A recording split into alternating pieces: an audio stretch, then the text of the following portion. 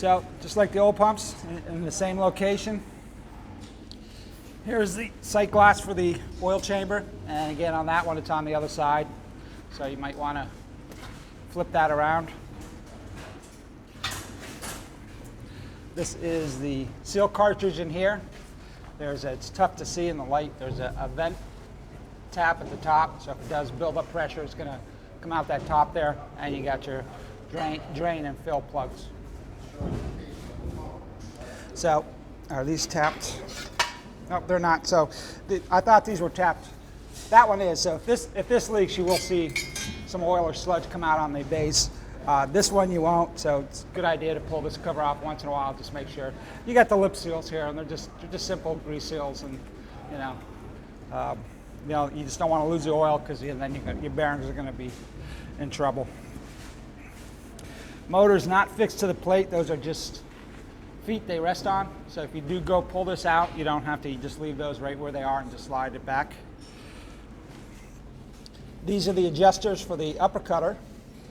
And when you're going to do that, you do the upper cutter first. You set that gap. You can do it the same way, except it's the opposite rotation. To close that gap, you loosen, there's 4 of them. You loosen these locking clamping bolts. Use the inside ones are the adjusters. Turn them one flat, mark your casing, tighten them back up, spin it. If it's not metal to metal, do it again. You keep doing that till you get metal to metal. And once you do that, spin it the other way, counterclockwise, one flat, and that'll be the factory tolerance. Same thing with these are the adjusters for the cutter bar impeller gap. And you would take 3 of these, like this one, that one, and one on the other side. Back the other ones all the way, just get them out of the way.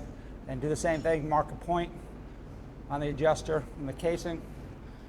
Turn them counterclockwise, one flat, tighten them up. Lock your pump out, by the way. Spin the pump. If it turns freely, do it again until you keep doing it until you get the metal to metal. Then go clockwise, one flat, and that'll be your factory tolerance, 12 to 15 thousandths.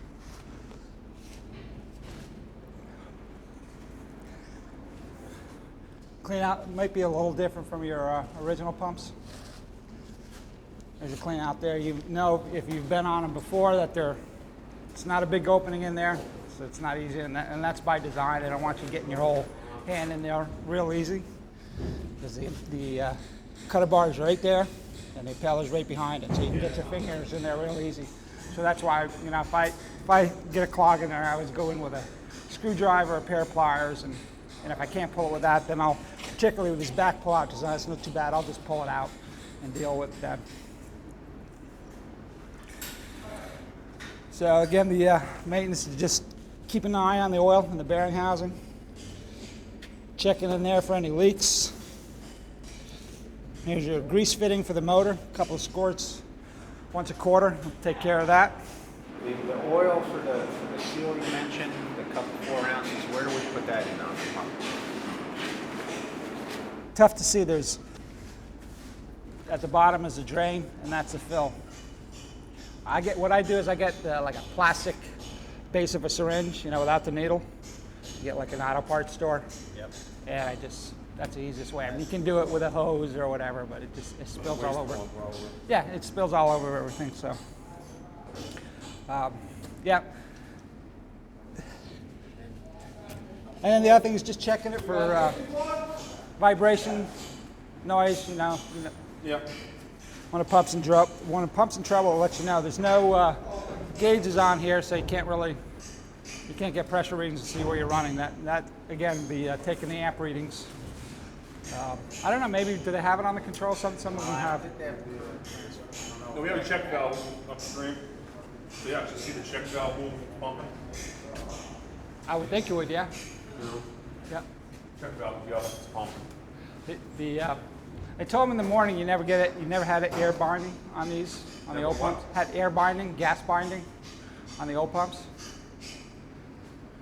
I don't know. But I would just, with that check valve there, if this gets filled with air, unless there's enough coming off the feed on this, if there's enough head, it'll push the air through. If there's not, then this is going to lock up in here. You're gonna air bind it. Yeah, so it would be nice if you had some kind of vent. There's actually a tap here. Right in there, you could put I think it's a 1/2 inch 3/8 or 1/2 inch, just a little short piece of pipe with a valve on it. And maybe it'll never happen, but it's just a lot of times sludge, particularly if it sits in the lines. Yeah, he's a pretty active pump. Pretty much run every day. Yeah, okay. The ones that do sit the sludge, you know, gasifies in the lines, and there's your, and then you get your gas binding. So serial, the plate down here, that'll get cleaned up. It's got the serial number, but after a couple of years, you won't be able to read it. That's why we put it in the O&Ms. I mean, I'll know if you call me and you tell me the sludge pumps. I have a copy of the bill of materials, so I'll know which ones. But if you talk to Vaughn, they need to know the serial number so they can look up the BOM. There's your breakers. And that's about it.